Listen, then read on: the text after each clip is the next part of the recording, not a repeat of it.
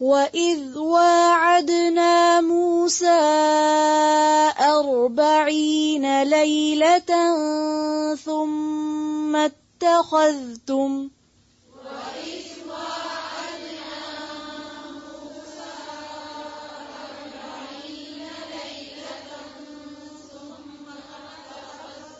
پھر سے پڑھیں.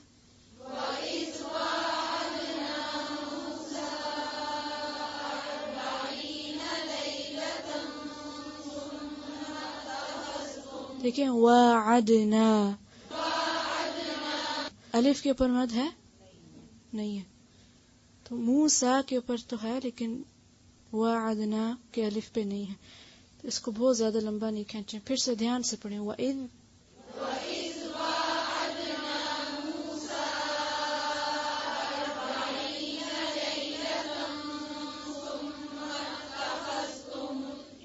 جی وَإِذْ اس کو وَإِذْ وَاعَدْنَا نہیں پڑھیں گے. وَإِذْ وَاعَدْنَا وَإِذْ وَاعَدْنَا پھر سے پڑھیں.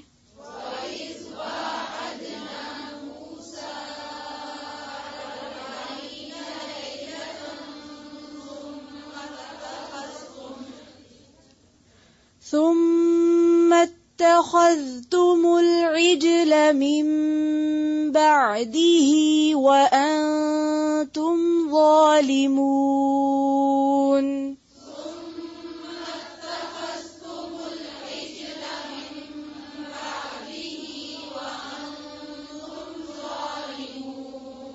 جی عجلہ ہے یا عجلہ؟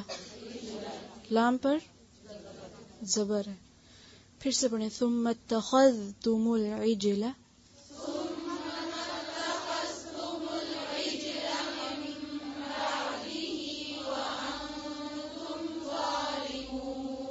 پھر سے پڑھیں. دیکھیں لام کا جو زبر ہے اس کو لمبا نہیں کھینچیں. ثم اتخذتم العجل من بعده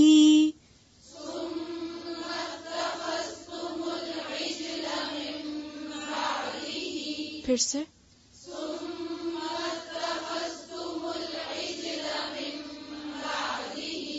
آگے پھر سے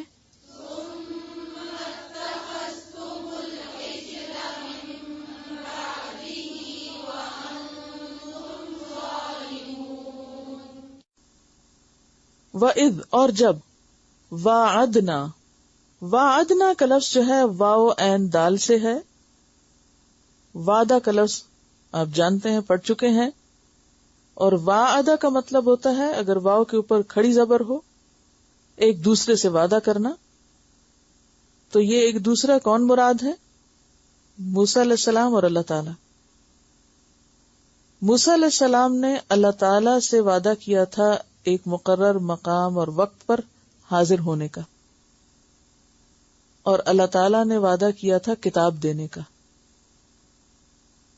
تو اس خاص اپائنٹمنٹ کی طرف اشارہ ہے جو موسیٰ علیہ السلام کو اللہ تعالیٰ کی ملاقات کے لیے دی گئی تھی،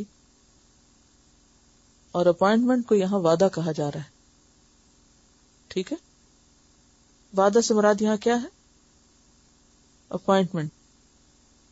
تو اس کا کیا مطلب ہوا کہ ہر اپائنٹمنٹ کیا ہوتی ہے؟ وعدہ ہوتی ہے.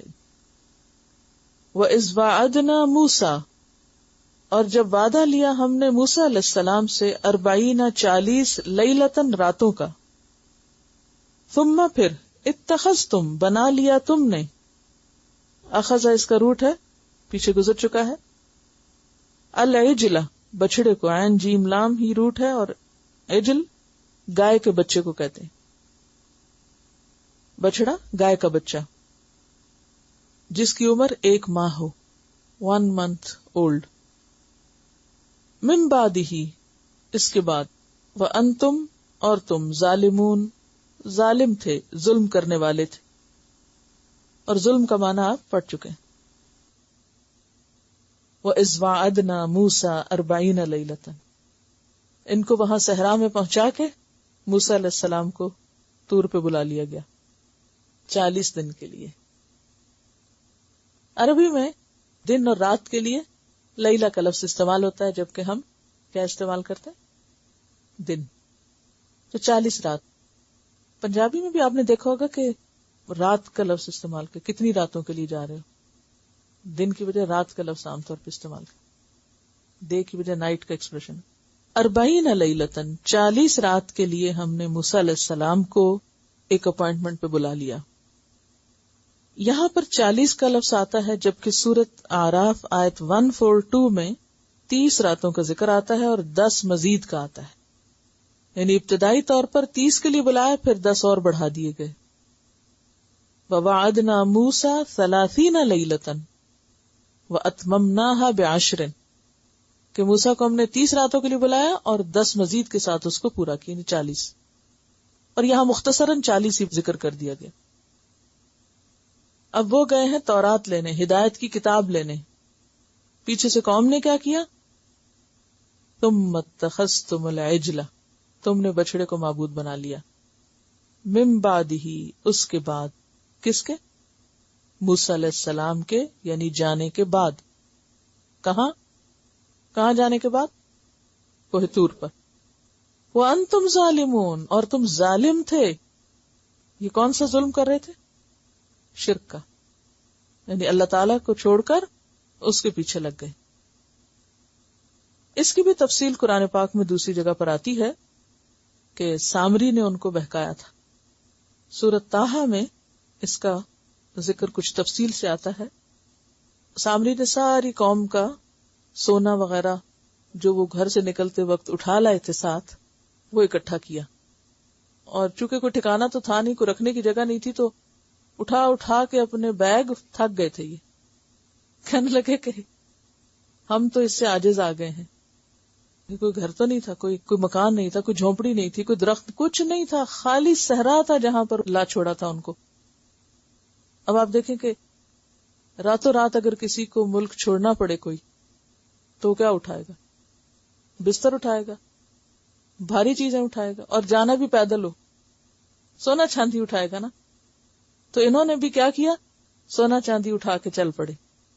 اب موسیٰ علیہ السلام اللہ تعالیٰ کے بلانے پہ وہاں چلے گئے، اور پیچھے سے سامری نے کیا کیا؟ لیڈر بن بیٹھا اور ان کو ورغلانے لگا.